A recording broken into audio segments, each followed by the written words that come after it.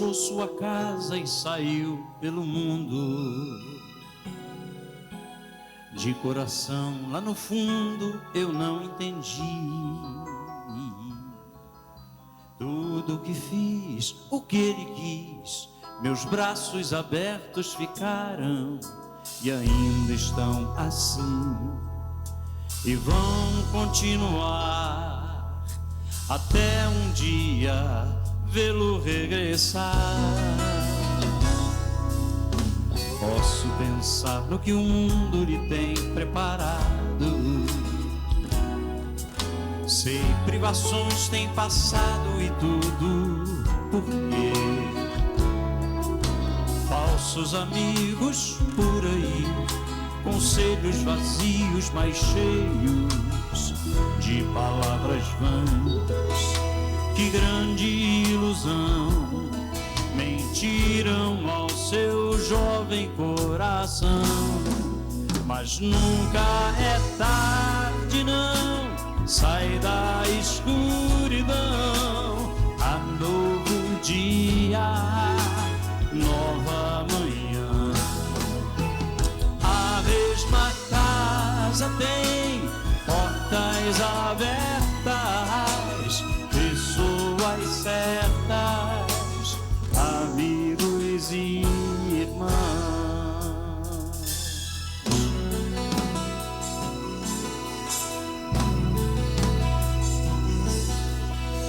Parece sonho, mas nem a distância me engana. O coração de quem ama não pode esquecer seus passos fracos, tropeções, seus olhos rebrilham e choram.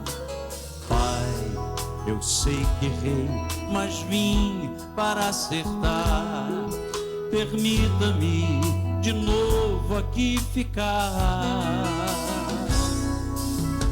Pai, só lamento que onde eu passei via muitos filhos sem rumo, sem teto e carentes de amor.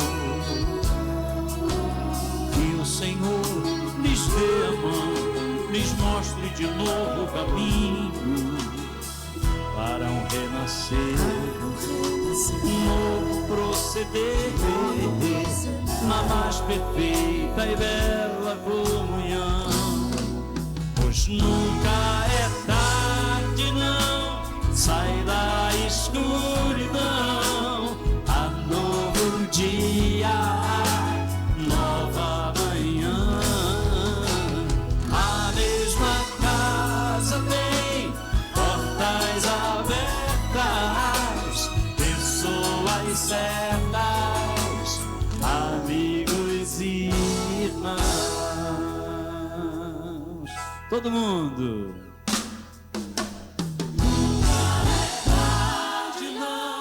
Sai da escuridão, há novo dia, nova manhã. A mesma casa tem portas abertas, pessoas certas, amigos e irmãos.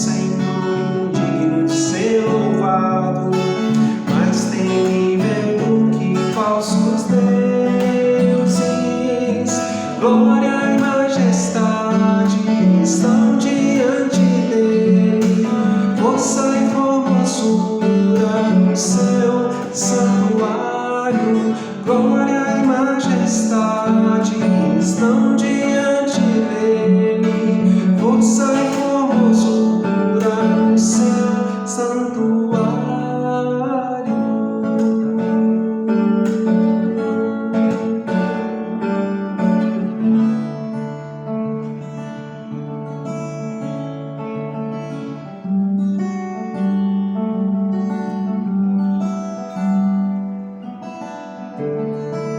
A ti eu vou clamar, pois tudo vem de ti e tudo está em ti. Por ti vou caminhar, tu és a direção, um sol a me guiar. Tudo pode passar, teu amor jamais me deixará. Sempre há de existir novo amanhã preparado pra mim.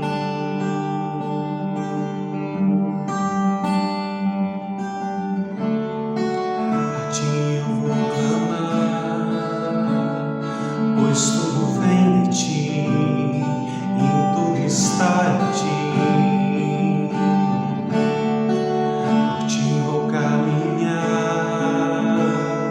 tu és a direção, um sol a me guiar. Tudo pode passar, teu amor jamais me deixará. Sempre há de existir novo amanhã preparado pra mim, preparado pra mim.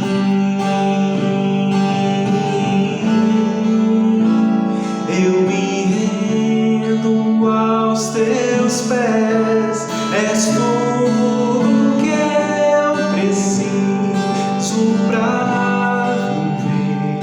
Eu me lanço em teus braços, onde encontro meu refúgio.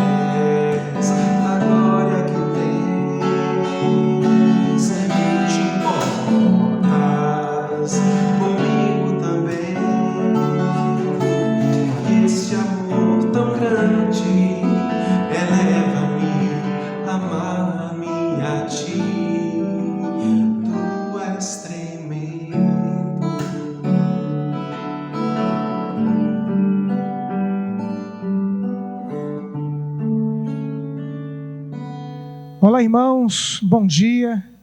Quero saudar todos com a graça e com a paz de Jesus. Irmãos, nessa manhã de domingo, nós aqui nos reunimos, cada um nas suas casas, naturalmente, para celebrarmos e adorarmos o Senhor das nossas vidas. Portanto, aqui na Igreja Presbiteriana do Novo Horizonte, temos um projeto, um propósito, nessas manhãs de culto, a estudarmos o livro de Eclesiastes. Mas enquanto estivermos ainda afastados, sem podermos nos reunir aqui no templo, nós estaremos meditando em algumas passagens avulsas, algumas devocionais, para que possam ser instrumentos de Deus para falar o seu coração nesses dias de dúvidas, de incertezas que de fato o país e o mundo inteiro tem vivido e passado. Nessa manhã, portanto, eu quero convidar você a que você abra comigo a sua Bíblia no texto de Salmo, de número 3. E eu quero fazer uma rápida devocional neste Salmo de número 3. Salmo de número 3. Convido você a abrir comigo a sua Bíblia.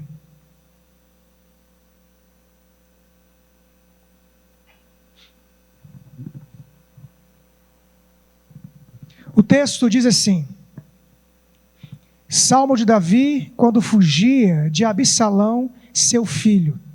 Senhor, como tem crescido o número dos meus adversários? São numerosos que se levantam contra mim. São muitos os que dizem de mim, não há em Deus salvação para ele. Porém tu, Senhor, és o meu escudo, és a minha glória e o que exaltas a minha cabeça. Com minha voz, clamo ao Senhor, e Ele do seu santo monte me responde.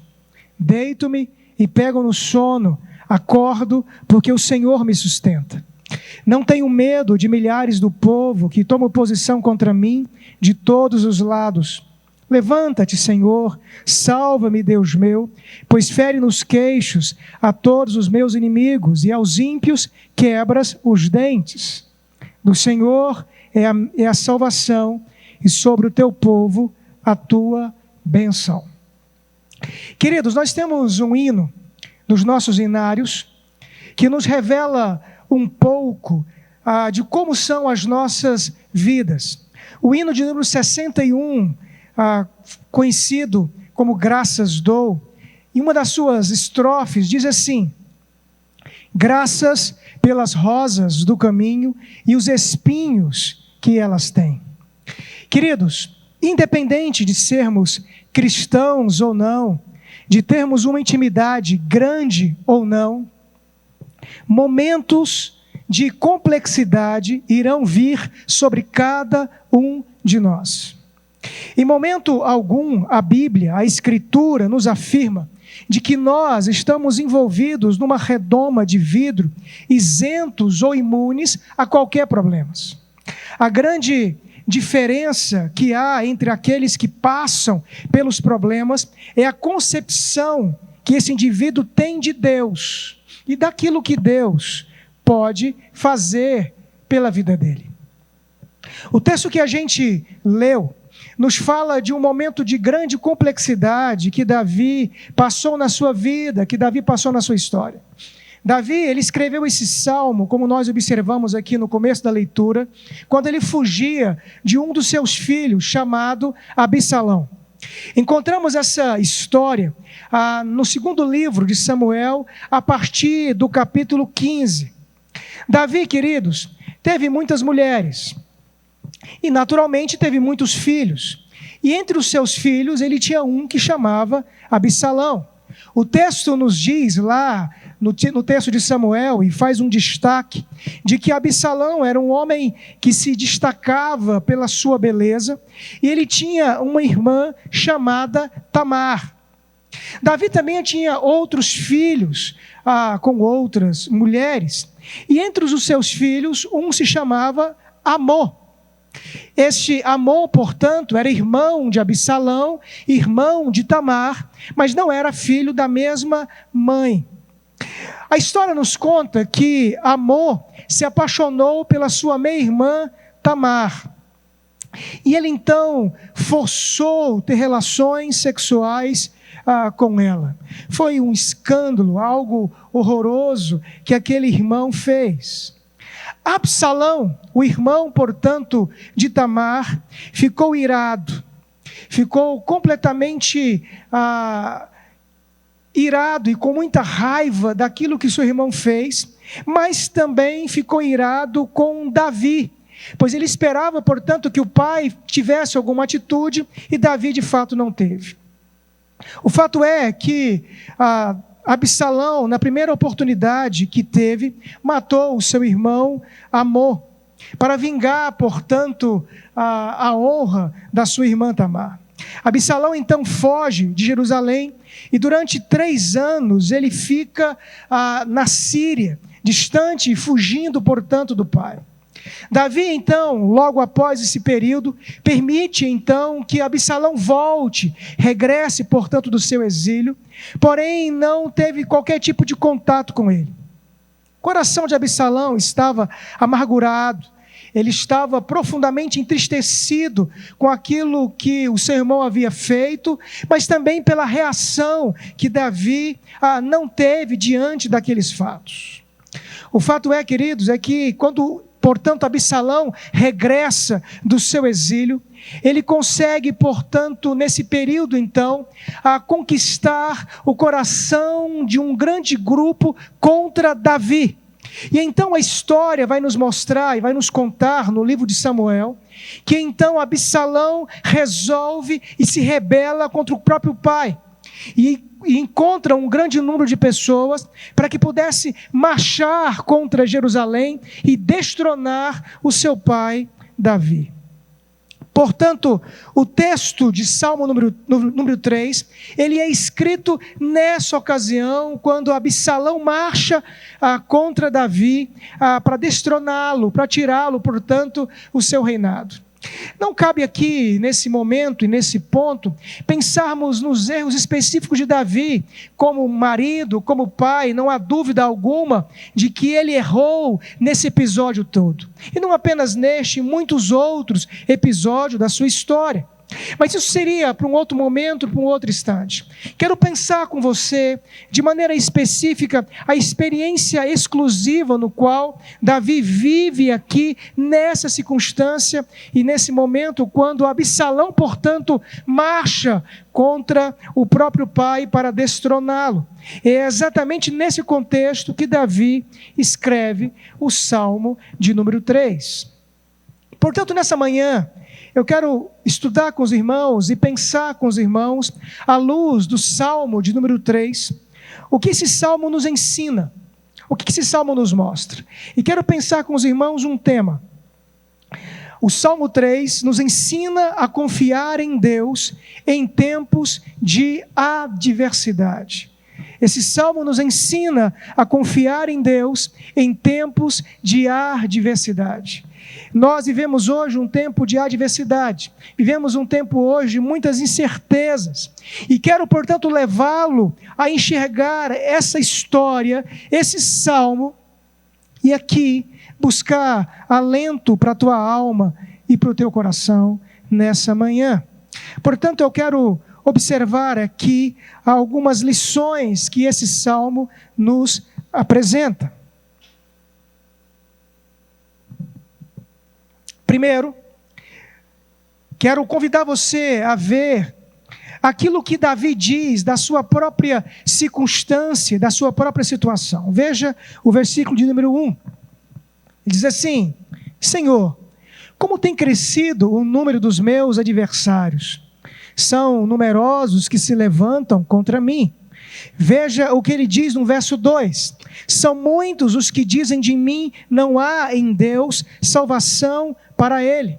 Percebo, queridos, de que Davi, no verso 1, diz que estava cheio de inimigos.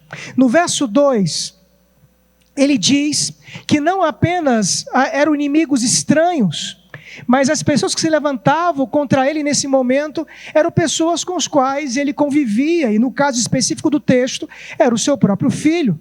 Davi estava sendo perseguido pelos próprios amigos.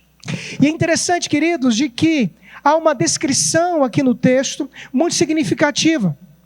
Quando ele diz, no verso 2, são muitos que dizem de mim, não há em Deus salvação para ele. É preciso entender algo bem contextual aqui nessa passagem.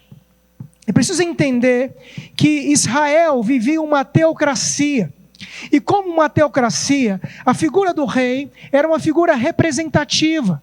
O rei representava, portanto, o senhorio e o domínio de Deus. Nesse caso, o rei era ungido para cumprir um ofício. Quando chegamos no Novo Testamento, ele vai dizer que Cristo assume os ofícios do Velho Testamento, o rei, o profeta e o sacerdote. Portanto, esta declaração que aqui Davi diz que os seus inimigos falavam dele, é como se, na verdade, Deus tivesse tirado dele a unção ou o ofício de rei.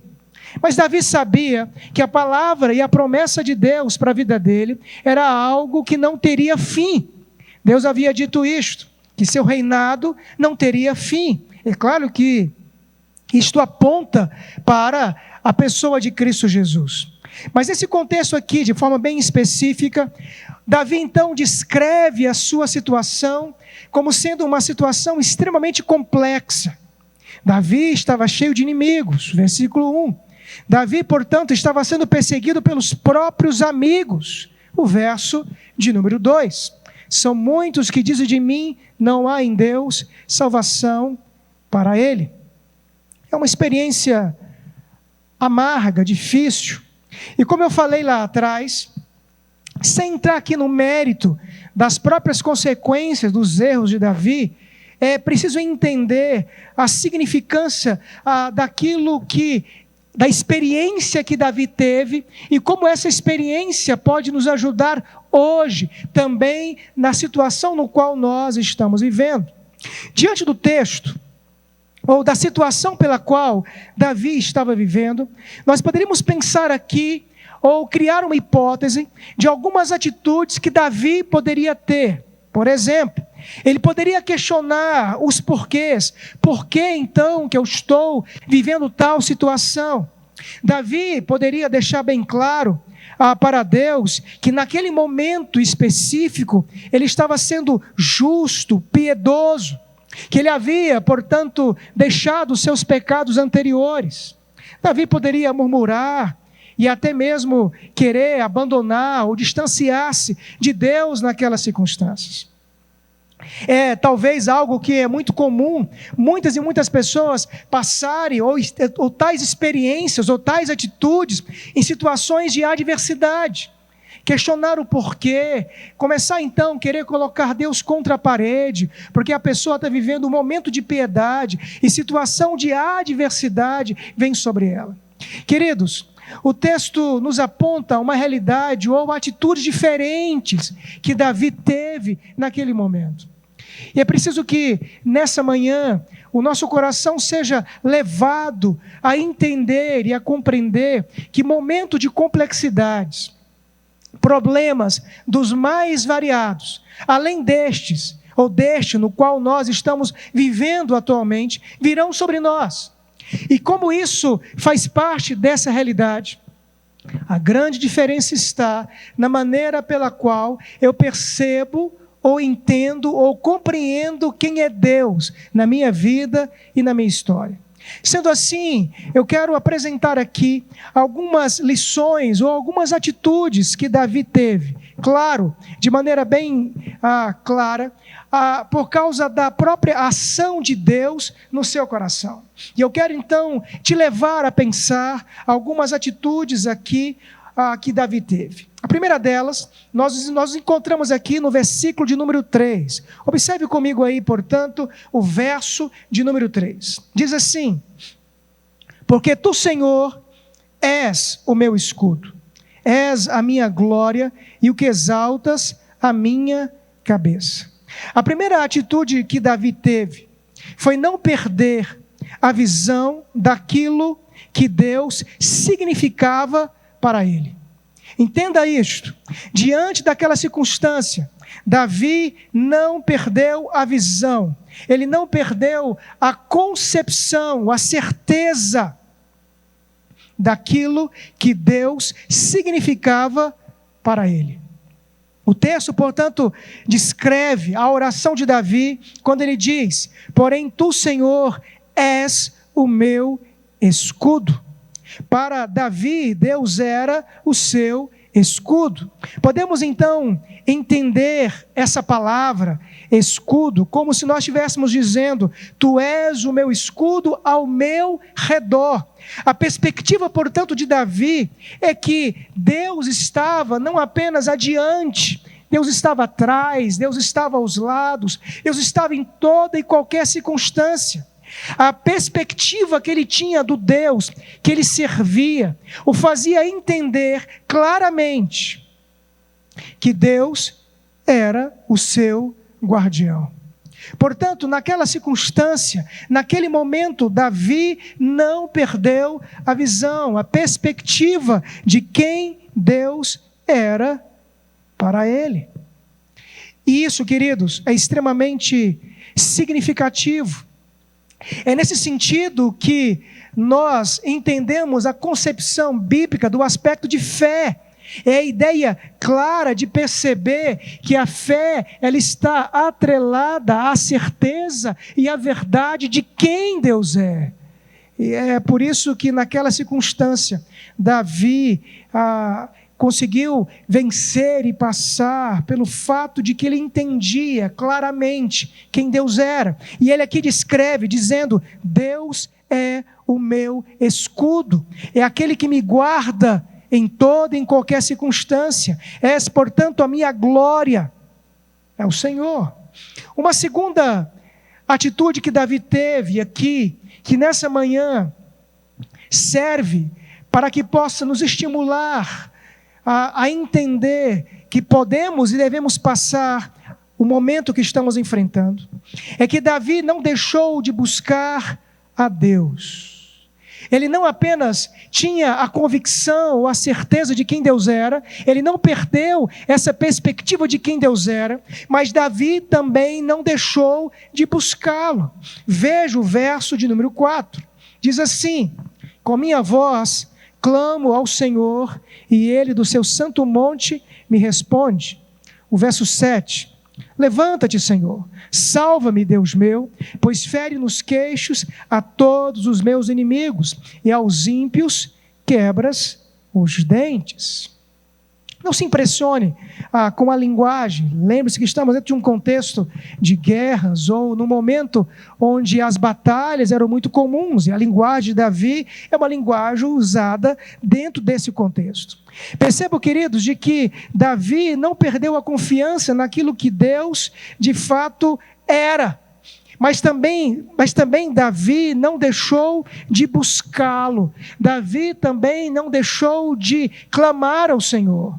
Com a minha voz clama ao Senhor, e Ele do seu santo monte me responde. Ele então pede a Deus: Senhor, levanta-te, salva-me, Deus meu. Queridos, em situações de complexidade, é preciso que a gente entenda claramente de que temos que fitar os nossos olhos no caráter de Deus. Quem é Deus? A Escritura nos diz que Ele é nosso refúgio e fortaleza. Davi descreve Deus como sendo o seu escudo. Em momentos de complexidade, nós não podemos perder a perspectiva, a certeza de quem Deus é. Mas também Davi nos dá um exemplo claro de que em tais circunstâncias não podemos deixar de buscá-lo. Orar. Lembre-se, o poder não está na oração, mas o poder está em quem recebe a oração. E quem recebe a oração é o Deus Todo-Poderoso. E Deus, portanto, Ele usa a oração como instrumento para moldar o nosso coração, para acalmar a nossa alma. Lembre-se, A oração não é instrumento para mudar o coração de Deus. Afinal de contas, Ele é livre, soberano, imutável, perfeito em todos os seus desígnios e propósitos. Mas nós, ao contrário, somos frágeis, somos pequenos, somos limitados. Daí então, devemos olhar para quem Deus é. Mas temos, portanto, também que continuar insistindo em clamar e buscar ao Senhor enquanto estamos passando a calamidade, enquanto estamos passando um momento de complexidade. Pois é exatamente por meio desse clamor, dessa busca ao Senhor, que a oração se torna um instrumento de modificações da nossa alma, da nossa perspectiva, do nosso coração. Ela é, portanto, um instrumento de Deus. E Davi, nesse caso, não deixou de buscar ao Senhor. Uma terceira atitude de Davi, queridos, é que Davi não perdeu a confiança naquilo que Deus poderia fazer com ele, ou fazer por ele. Verso de número 5, diz assim: deito-me e pego no sono, acordo porque o Senhor me sustenta. Não tenho medo de milhares do povo que tomam posição contra mim de todos os lados. O verso 8 diz assim: do Senhor é a salvação e sobre o teu povo a tua bênção. Em terceiro lugar, queridos, Davi não perdeu a confiança. Davi não perdeu a certeza, a fé naquilo que Deus poderia fazer por ele. Entenda isto. É significativo esse verso 5, porque tenta imaginar a situação e as circunstâncias. Davi não estava no seu palácio, num conforto do seu lar. O salmo foi escrito quando Davi estava sendo perseguido pelo seu filho. Portanto, a situação era uma situação de calamidade. A situação era uma situação de complexidade. Mas o texto diz que ele deitava, pegava no sono, acordava. Mas ele explica a razão. Ele diz: porque o Senhor me sustenta. Ele também diz a razão: porque é do Senhor a salvação e sobre o seu povo está a sua bênção. Portanto, Davi, ele não apenas não perdeu a visão ou a perspectiva de quem Deus era, o seu escudo. Davi não deixou de buscar a Deus, mas Davi não perdeu a confiança naquilo que Deus poderia fazer por ele. Davi tinha a plena certeza de que o Deus no qual era o seu escudo cuidava dele, zelava por ele em toda e em qualquer circunstância. Queridos, a fé, na perspectiva bíblica, ela tem a ver com confiança em Deus. A fé é uma ação de Deus sobre nós. E a fé, ela é alimentada, ela é acrescida, pelo menos a fé no sentido de confiança, à medida que eu sou alimentado com as profundas verdades de Deus. É por isso que eu disse que no primeiro ponto, que Davi, ele tinha perspectiva, ou ele tinha a convicção de quem Deus era. Essa certeza é que alimenta a fé. E nesse caso específico, ele então confiava de que Deus iria cuidar dele, porque ele tinha certeza de quem Deus é. Essa verdade alimentava a sua fé. Não era uma fé sem sentido, uma fé como um salto no escuro, mas uma fé atrelada ao caráter de Deus. Uma fé que estava atrelada à verdade de quem Deus é.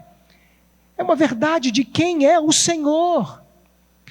E sabendo quem é o Senhor, Davi não perdeu a confiança, Davi não perdeu a fé, porque ele tinha certeza que mesmo numa situação como aquela, naquela circunstância, Deus iria cuidar dele.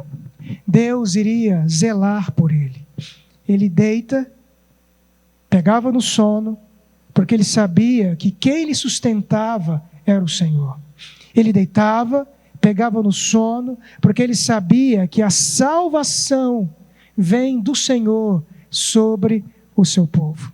E isso são verdades que devem alimentar os nossos corações e as nossas vidas. Daí então, eu quero concluir essa mensagem, essa pequena devocional nessa manhã, trazendo algumas aplicações que quero que você guarde no seu coração. Primeira delas, queridos, na nossa vida, nós teremos lutas e teremos provações. No caso específico do texto, Davi experimentou de uma profunda amargura e de uma amarga tribulação e de tristeza.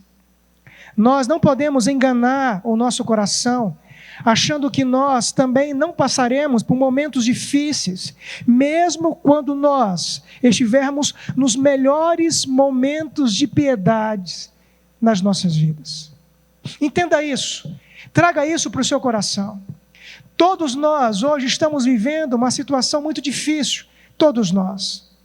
Aqueles que amam a Deus, aqueles que não amam a Deus, aqueles que servem a Deus e aqueles que não servem a Deus. Ainda que essa seja uma situação talvez ímpar na vida da maioria de nós, situações difíceis nós já passamos. Não podemos imaginar que situações difíceis nós não iremos experimentar na frente.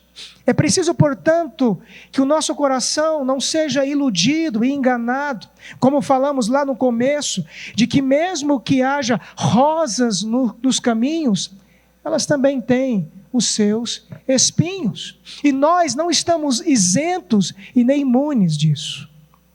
Segunda aplicação, queridos, e aqui quero que você entenda o que estou propondo nessa manhã. Quando esses momentos amargos chegarem, como de fato agora chegou, não podemos e não devemos ficar preocupados com os porquês.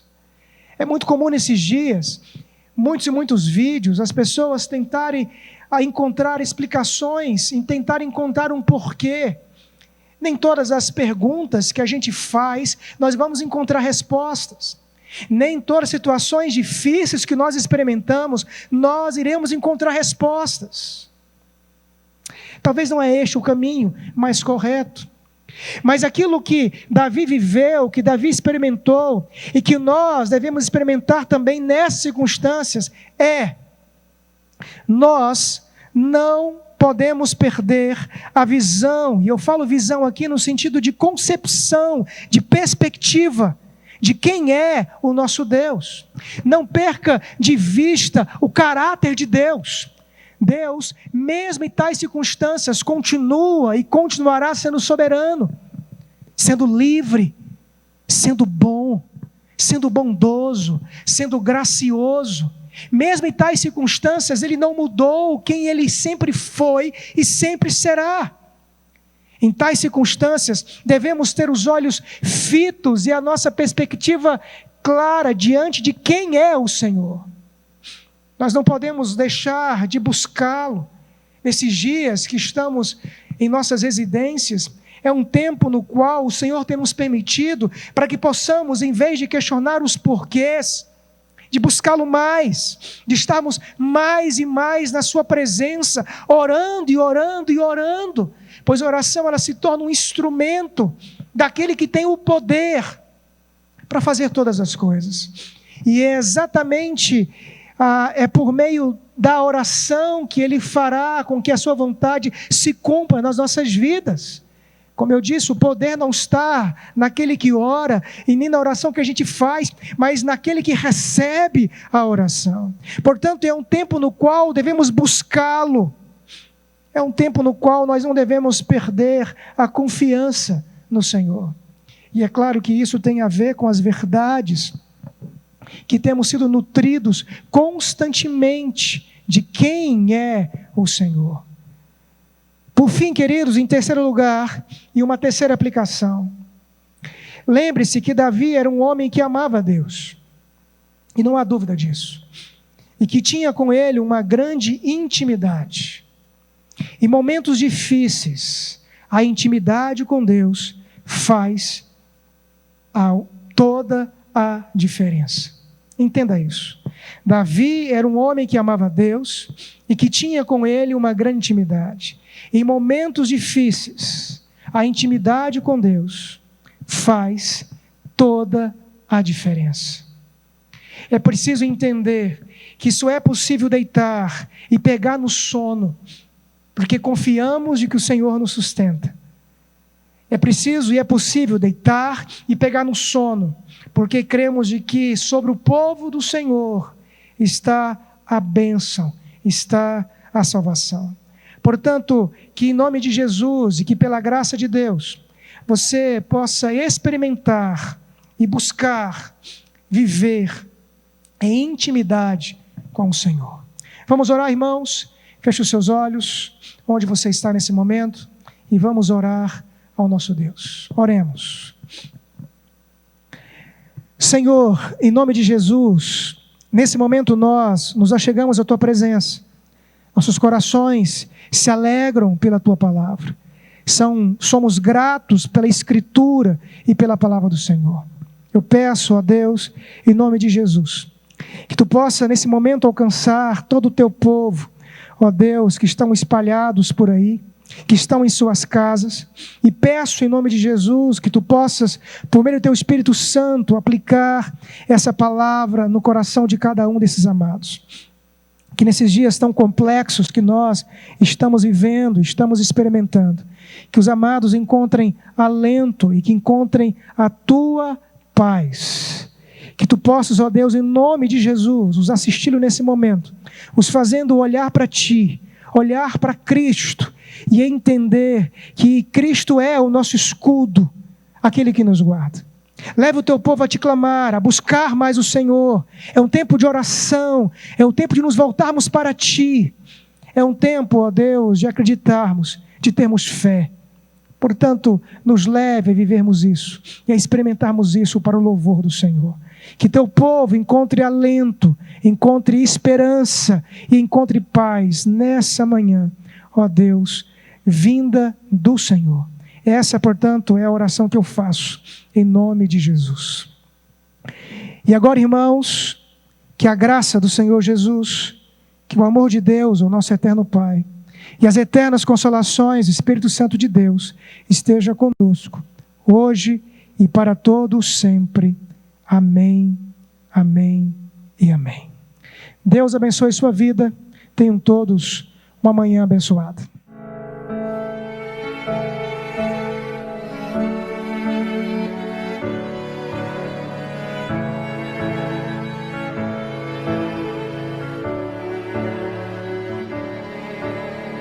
Ao sentir o mundo a meu redor,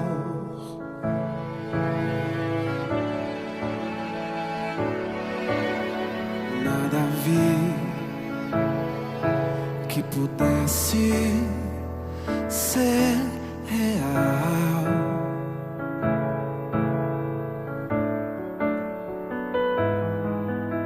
Eu percebi que todos buscam paz, porém em vão, pois naquilo que procuram não há solução, não há solução. Só em Jesus a paz real eu pude encontrar.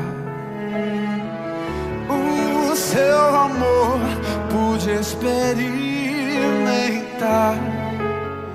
Olá, irmãos, mais uma vez, bom dia. Nós iremos dar início à nossa escola bíblica dominical. Hoje faremos de uma forma diferente, iremos fazê-la bem mais resumida do que o costume nosso. Iremos apresentar aqui a lição no qual está destinada, para hoje, no nosso programa de ensino. Mas como é costume nosso, aqui todos os domingos, na Igreja Presbiteriana Novo Horizonte, nós sempre oramos pelos aniversariantes da semana. E nessa semana nós temos alguns irmãos que farão aniversário de hoje, 29 de março, até o próximo sábado, dia 4 de abril. Eu quero aqui destacar esses irmãos e quero deixar com eles um versículo e fazer por eles uma oração. Hoje, 29 de março, nós temos vários irmãos da igreja fazendo aniversário. Nós temos o nosso irmão Rui, que está fazendo aniversário hoje. Além dele, a nossa irmã Giovana, a nossa irmã Bruna Rodrigues e a nossa irmã Thalita. No dia 30 agora de março, estará fazendo aniversário o nosso irmão Tiago Castro. E no dia 31, a nossa irmã Leci. No dia 1º de abril, a nossa irmã Maria Lúcia. E no dia 3, a nossa irmã Marta Piretti e a nossa irmã Nicélia. Portanto, parabéns a todos vocês. E se por acaso alguém da igreja não está aqui nesse grupo, entre em contato para que nós possamos colocar o seu nome, tá certo, e informar os irmãos. Quero pedir aos amados da igreja que lembrem desses irmãos, que ore por eles e, na medida do possível, que você possa entrar em contato com eles, ok?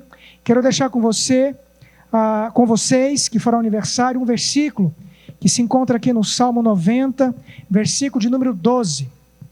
Diz assim: ensina-nos a contar os nossos dias para que alcancemos coração sábio. Quero fazer por vocês uma oração para que Deus de fato os abençoe nessa semana. Oremos. Pai, em nome de Jesus, nesse instante nós nos achegamos à Tua presença e eu quero colocar diante do Senhor esses irmãos todos que farão aniversário, ou que estão fazendo aniversário de hoje até o próximo sábado. Quero pedir por eles a Tua graça, que Teu Espírito os guie, ó Deus, os conduza, que eles experimentem nessa semana do Teu cuidado, do Teu amor, que a Tua mão de poder os guie, os conduza, que sintam-se guardados pelo Teu Espírito Santo. Traga aos seus corações alegria e paz, e peço por cada um deles que Tu permitas, ó Deus, que eles completem esse ano ou esse dia, muitas e muitas outras vezes, com muita saúde e com muita alegria. Que assim Tu os abençoe grandemente, ó Deus, em Cristo Jesus. Amém. Amém, que Deus possa, portanto, abençoá-los. Irmãos, eu quero lembrar a todos os membros da Igreja Presbiteriana Novo Horizonte, que nós fizemos um grupo, no qual denominamos de boletim digital. Lá nesse grupo nós temos as informações da igreja. Nesse período de quarentena, no qual nós não podemos nos reunir, tem sido lá que temos colocado diversas informações, alguns avisos importantes para a dinâmica da igreja. Como já tenho dito, a igreja continua viva, porque o Senhor é que tem cuidado de nós. Mesmo não podendo nos reunir, lá temos tido os avisos, e eu convido você, que é membro da igreja, a passar por lá, a ver os avisos. Possa lembrar os demais membros da igreja que não estão no grupo, para que entrem em contato, para que possam, portanto, acompanhar as nossas atividades, ok? Irmãos, hoje, na nossa escola dominical, está, portanto, programado um estudo de um tema no qual nós denominamos, na teologia reformada, de total depravação ou de depravação total. Eu vou explicar essa terminologia. Nós estamos estudando desde o mês de janeiro, e vamos fazer isso até o final do ano que vem, estamos estudando as doutrinas ou a teologia reformada, a teologia no qual a Igreja Presbiteriana do Brasil crê e advoga. Daí então começamos, desde o mês de janeiro, estudarmos essas doutrinas. E então agora iremos estudar a soteriologia ou as doutrinas da salvação reformadas. E aí então nós vamos começar hoje a estudarmos a doutrina da total depravação ou da depravação total. Seremos bem resumidos aqui, até por causa do próprio contexto no qual nós estamos inseridos, seremos bastante breves nesse momento, mas vou encaminhar por meio deste grupo, Boletim Digital, todo um esboço com mais detalhes para que você possa acompanhar quanto a esta doutrina, ok? A doutrina da depravação total, ela é uma doutrina contrária à doutrina que é muito comum e conhecida como chamado de livre-arbítrio. Portanto, irei mostrar, ainda que brevemente, algumas afirmações bíblicas que advogam a total incapacidade do homem por si mesmo de encontrar a vida eterna. Existia um puritano chamado J.C. Ryle. ele disse algo muito significativo que quero que você preste atenção. Ele disse o seguinte: existem muitos poucos erros e doutrinas falsas, cujas origens não possam ser vinculadas a pontos de vista incorretos sobre a corrupção da natureza humana. Perspectivas erradas sobre uma doença sempre trarão consigo perspectivas erradas sobre uma cura. Perspectivas erradas sobre a corrupção da natureza humana sempre trarão consigo perspectivas erradas sobre o grandioso antídoto e cura daquela corrupção. O que ele quis dizer é que, compreendendo o que de fato é o pecado e as suas consequências, não entenderemos claramente aquilo que Cristo fez na cruz. Se nós não entendemos onde nós estamos, nós não conseguimos entender o que é necessário, o que era necessário que Cristo fizesse para nos alcançar. Portanto, a expressão livre-arbítrio, ela não é uma expressão bíblica, é apenas uma expressão teológica. E essa expressão, ela tem sido mal entendida e mal interpretada. Quando os teólogos chamam ou denominam a expressão livre-arbítrio, eles querem, portanto, demonstrar a capacidade ou a liberdade que um indivíduo tem de fazer escolhas espirituais ou escolhas relacionadas a Deus sem qualquer tipo de influência externa. Portanto, é um indivíduo que é tão livre e tão bom que ele tem capacidade de fazer escolhas espirituais sem qualquer tipo de interferência. Daí então, nessa perspectiva, o único ser humano, no contexto bíblico, não pensando, claro, na pessoa de Cristo, mas o único ser humano que teve tal característica foi exatamente a pessoa de Adão e Eva. Os únicos seres humanos foram Adão e Eva. Como Adão era o representante legal da raça humana, nós podemos dizer que Adão tinha livre-arbítrio. Adão era um ser que foi criado bom. E dessa forma, Adão, ele poderia não pecar. Ele poderia pecar se quisesse, mas ele poderia não pecar. Ele era completamente livre. Ele, portanto, tinha o livre-arbítrio. No momento que Adão pecou, e a Escritura vai dizer, portanto, que ele morre espiritualmente, ele então perde essa capacidade, ou essa liberdade, de aproximar-se de Deus sem uma interferência de Deus. Agora, Adão, naquela circunstância, o seu pecado original, tornou e o fez incapaz de aproximar-se de Deus naturalmente. É claro que o pecado de Adão, por ser ele o representante de toda a raça humana, alastrou-se por toda a raça humana, chegou nos nossos dias. O pecado de Adão, portanto, foi imputado a nós, e naturalmente a culpa do pecado de Adão. Por isso todos nós nos tornamos pecadores. E aí então nós perdemos o que é denominado de livre-arbítrio. Alguém pode perguntar, mas nós somos livres? Sim, nós fazemos escolhas dentro de um contexto no qual nós estamos inseridos.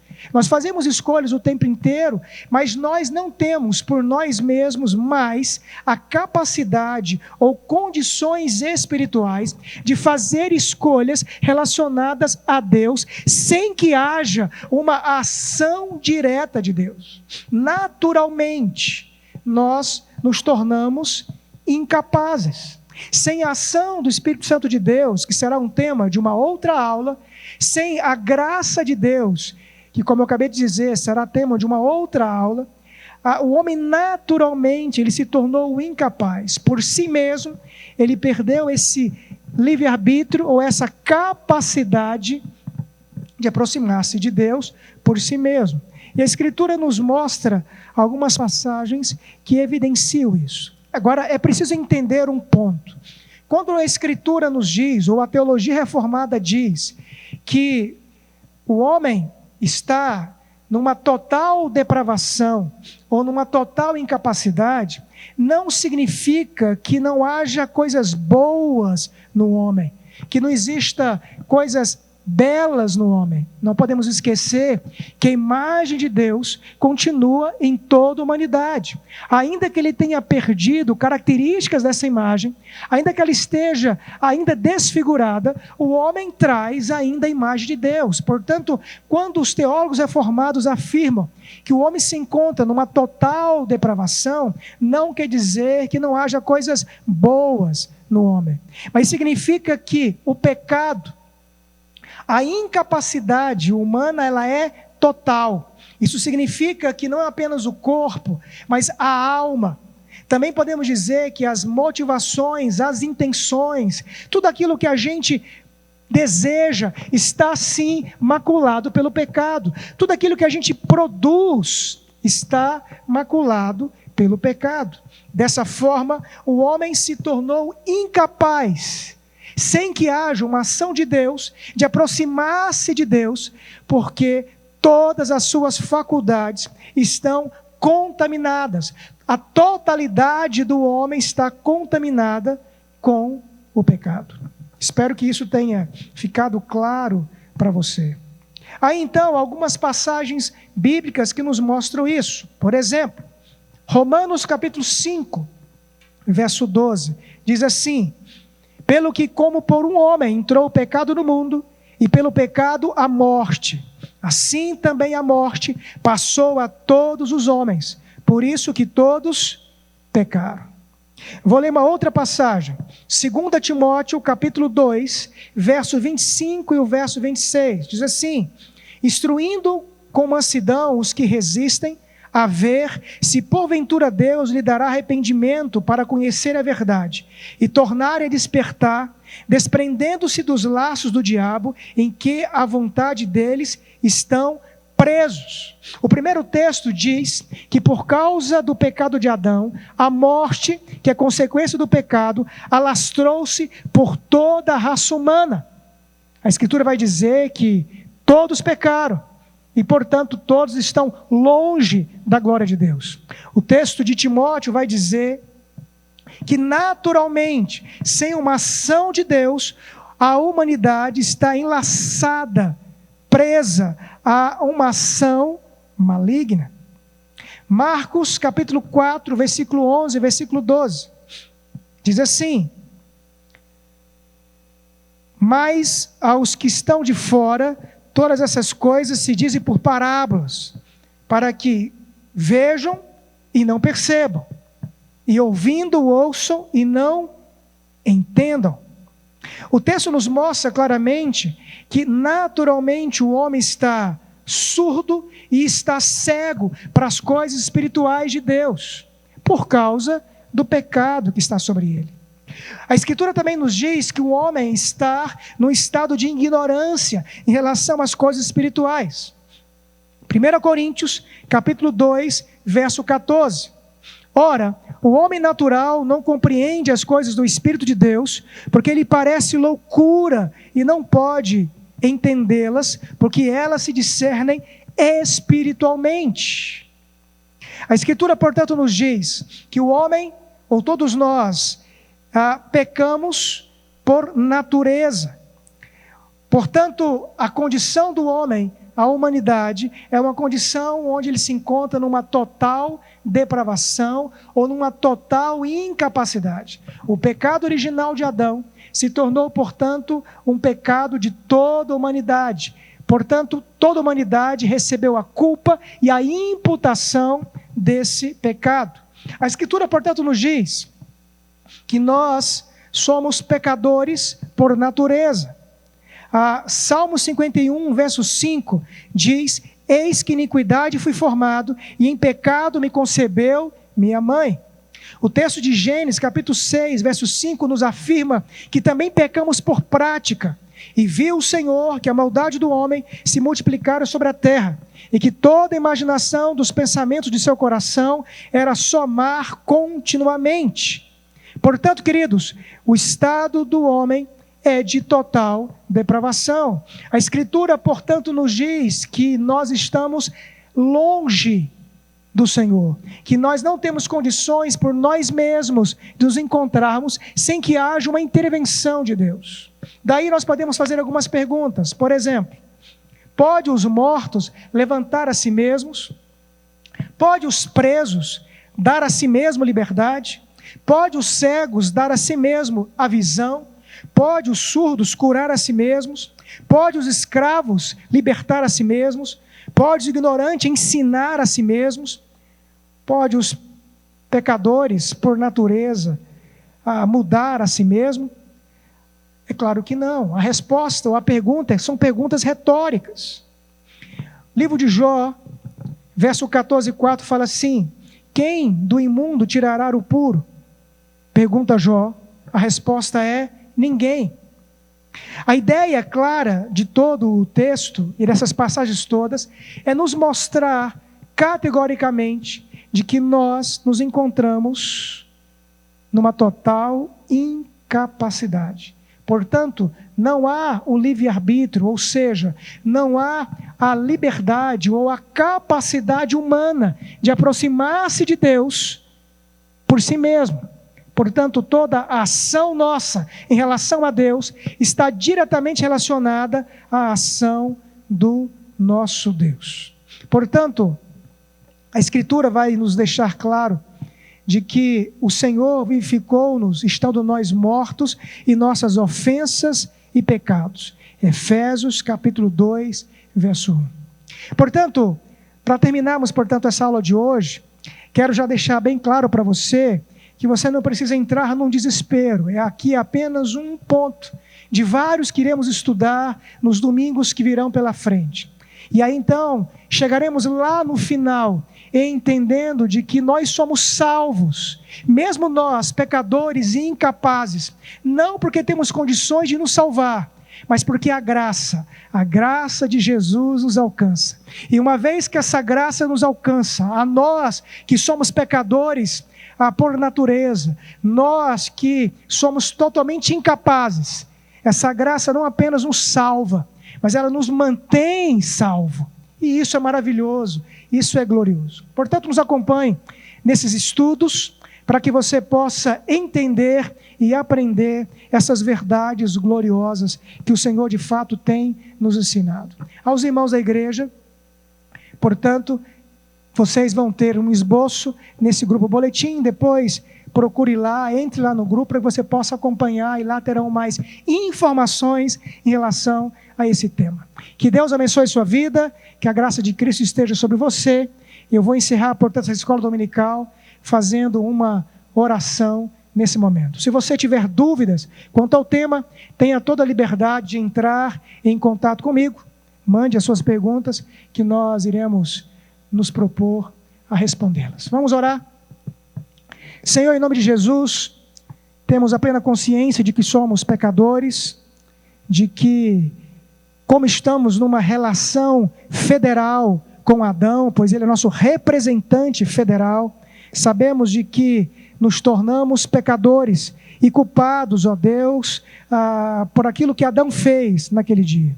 Toda a humanidade, portanto, é culpada perante o Senhor e, portanto, somos indignos e imerecedores de qualquer ação tua. E esses textos que aqui apresentamos nessa manhã, ó Deus, nos revelam e nos mostram exatamente isso, que a condição natural do homem é estar afastado da tua glória e viver uma vida no pecado. Mas nós bem sabemos, ó Deus, que a história continua, e iremos aprender aqui sobre isso.